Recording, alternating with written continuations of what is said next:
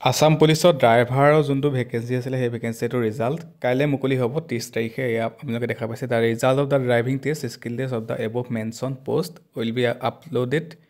at 11 AM of 30 March আৰু ৱেবছাইটটো হৈছে slprb.assam.in আপোনালোকে চাব পাৰিব কাইলৈ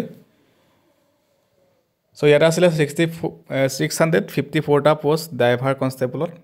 আছিলে তাৰপিছত 3টা পোষ্ট আছিলে constable driver 9 post constable dispatch rider 2টা পোষ্ট আছিলে কনষ্টেবল হেণ্ডিমেন আৰু 14টা পোষ্ট আছিলে কনষ্টেবল মেছেঞ্জাৰ ইন APRO তাৰপিছত 2টা পোষ্ট আছিলে কনষ্টেবল ডিছপেচ ৰাইডাৰ 2টা post constable messenger in APRO আছিলে আৰু এইকেইটা ৰিজাল্ট কাইলৈ মুকলি হ'ব slprb.assam.in 11টা বজাত ঠিক আছে 11টা AM দিনৰ ৰিজাল্টখিনি আপোনালোকে চাব পাৰিব ড্ৰাইভিং টেষ্টৰ যোনটো স্কিল টেষ্ট আছিলে স্কিল টেষ্টৰ ৰিজাল্টটো